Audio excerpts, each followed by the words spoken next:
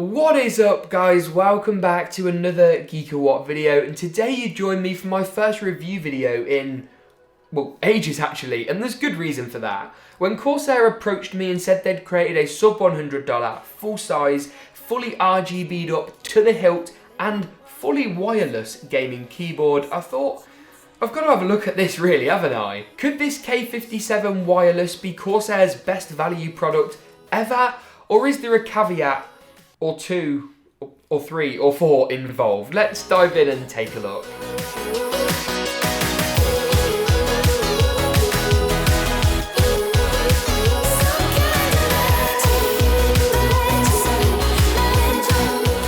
Now, with 6 fully programmable macro keys down the left-hand side, a standard full keyboard layout with full-size number pad, and dedicated media control keys at the top right of the keyboard, this certainly isn't scrimping on features. And when you add that to Corsair's Slipstream wireless technology, which allows this minuscule dongle to connect to a keyboard, mouse and headset simultaneously, so one dongle, all 3 devices, it's seeming like a very attractive proposition. The keyboard also boasts Bluetooth connectivity, which is great from a compatibility standpoint. I can't see this being most people's primary connection form, but for connecting up to an iPad or a laptop or even a phone in a pinch, it's going to be particularly useful.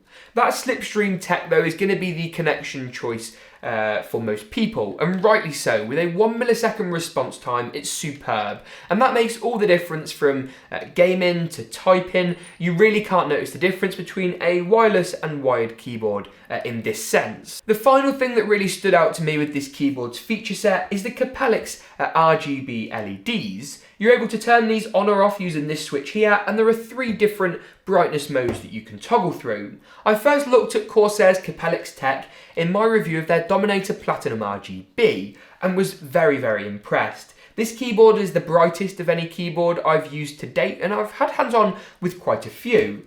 Corsair claims 60% brighter than traditional LEDs, and in all honesty, I believe them. It really is bright, and you definitely have to turn these down with late night gaming sessions because they can be a distraction. Now, I'm happy to report that Corsair have kind of taken the Cooler Master route when it comes to RGB with this keyboard.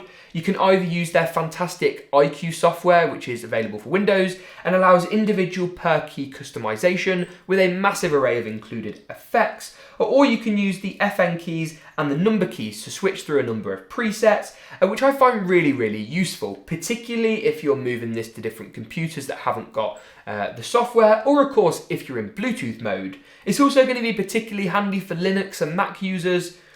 Just get out, really. But no, I do like this approach. You don't lose anything by having the additional control method on the keyboard itself. In terms of the gaming keyboard staples, the necessary underpinnings of any real gaming keyboard, you have of course got Windows lock functionality to prevent any accidental clicks while in game, as well as 8-key rollover and full anti-ghosting as well. Not quite N-key rollover, but one of the trade-offs of a more budget keyboard. Now, the only real major criticism I'd have with this keyboard comes down to its size. Now, James, just a minute ago you were complimenting the macro keys, the number pad and the media keys. Like, what's wrong with you?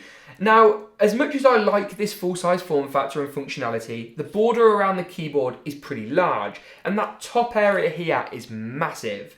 It's also quite thick as far as keyboards are concerned, and I understand that's because you've got to get in the wireless technology as well as the batteries, with this being a wireless keyboard. The only other thing for me, and it is a niggly one, is micro USB rather than USB-C. That's a real disappointment, and really the price differentiation between the 2 connection standards isn't overly large, so I think Corsair have let themselves down just a little bit on that one. With that being said though, it's caveat time, that all foreshadowing word that I mentioned earlier on in today's video, and perhaps the biggest caveat with this budget keyboard is that it's not actually mechanical. Now, hold your horses for a moment. Corsair aren't marketing this as mechanical, which is 10 steps above the cheaper brands that say it's mechanical when it's really not. This is a rubber dome keyboard, and is by far the best rubber dome keyboard I've ever tried.